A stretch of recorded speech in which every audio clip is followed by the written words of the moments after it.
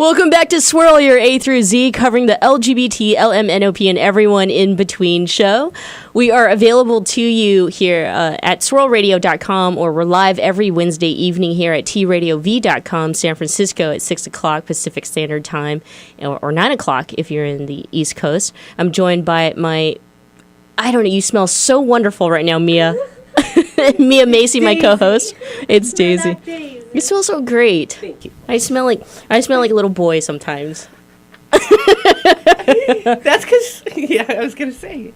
Yeah, so, I always love it when you come on the show to co-host, because we always talk about really, really important things, and this is something that I know you talk about all the time, which is your own personal struggle after coming out, if you will, coming out with your own personal story and how employment has been difficult, but touching on transgender financial struggles. Thank you for bringing this up. The most important thing that I wanted to bring up, I know when I was transitioning, starting my transition, one of the things they told me was, and my therapist said this, she goes, look to making a third of what you're making now, if you even find work. Your therapist told you this? My therapist, who she is a gender counselor, and she's like, everyone, she's like, no matter what, you just need to face the facts that you're going to be looking at a third. At this point in my life, I would like half of a third of what I was making, but it's true. It is one of those things you have to face when you're doing this. That's why this is not a choice. This isn't like, of course you're born this way, because no one would choose this. No one would choose to take it. And, there's so many stories of this. I wanted to bring this out because there's so many people in this community, transgender. We're all facing this. It's just not myself. I'm going through it currently, but I added something to that also knocked me off the list a little lower. But by coming out, I also think there's a stigma attached to me as a whistleblower. Right. So I've got that addition. And just to remind our viewers and listeners who might be just tuning in, Mia Macy, currently you have a case. You feel that you were discriminated against, obviously, as you transition that job that you were applying for, that you were told you were going to get. And then the EEOC decision that came down on top of that, with the current litigation side is still there, but the EEOC side of it was, it's such a dramatic decision. It was such a big, life-changing decision for so many transgender, and you have the 1964 Civil Rights Act inclusions now for transgender, that my name's attached to that. So that was a big, you're like a big liability for companies now, or they're afraid to pick. Yeah, and I don't blame them. If you have two employees coming in and we're both the same, we're both equal, we're both qualified, I can see how they look at me and go, well, this was a whistleblowing kind of, which one are you going to take if you're running a small business? So there's that side of it. I can understand. It sucks if you're the person going through it. Of course. Well, CNN Money did an amazing piece or article, and they interviewed 6 transgender people who are going through some financial struggles when it comes to employment. And so let's take a look at a video here of Rebecca Juro, who was one of those who were interviewed. I just couldn't live with myself, looking at myself in a mirror and seeing a man. I either have to go buy a gun and kill myself, or I have to do something about this. And so I decided I was going to give it a try. That try meant switching genders. Rebecca Juro became a woman in 1997. I was working as a man. I went to my boss after a period where I said, this is what I'm going to do. Very quickly, I was out of a job. Basically, I was just dismissed. And I said, this has to be illegal, right? Well, surprise, it wasn't illegal. Now it is. At least in Rebecca's home state of New Jersey, it is now illegal to fire a person because he or she is transgender. But for 55% of Americans, and in most states, discrimination against workers because of their gender identity is still not outlawed. Even with the law and years of experience in retail, Rebecca has found it hard to keep a job. They would find fault or issuing disciplinary notices. Alarming.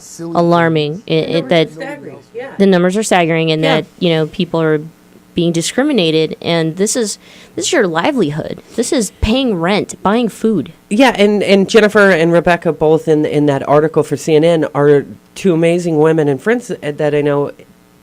and when you're looking at a rate, the numbers don't do it justice. They say there's about a 14%, twice the national average for unemployment. But what they don't look at is the cost.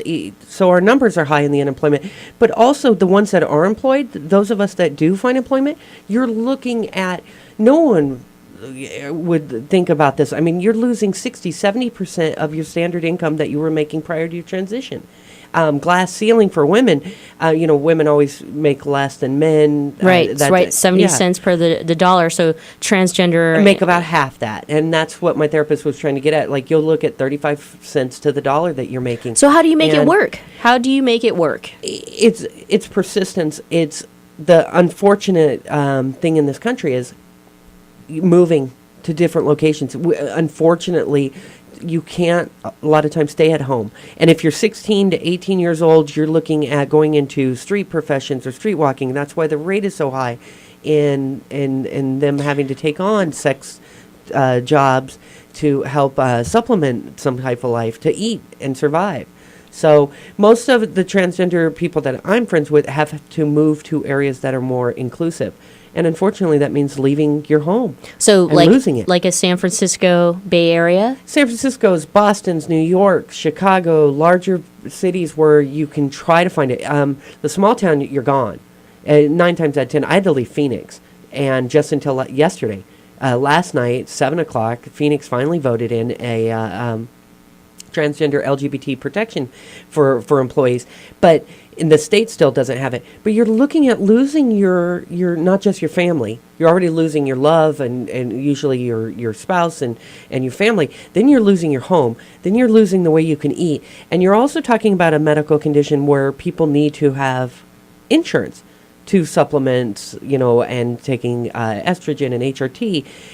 We are this forgotten group that I hope. Then the story was great with Rebecca and Jennifer, just showing that we need to get it out there. That not only is there glass ceiling, we're not even in the building. Mm-hmm. We don't get to, there's not a glass ceiling for us. That we're in the basement. And we need to start focusing on that in our community. I know one of the big focuses is healthcare. Mm-hmm. But one of the things we need to get away from is healthcare will come if we had employment. Let's worry about getting a job first and getting us jobs and getting us, streamlining processes to changing identity documents so we can get that employment. Then we can work on getting health care. That's down the road. We can deal with that. But, at the point, if you have a job, you can get a house. Absolutely. You can get medical. And that's what we need to focus on in this country and in the transgender community. That should be our ultimate goal, is employment.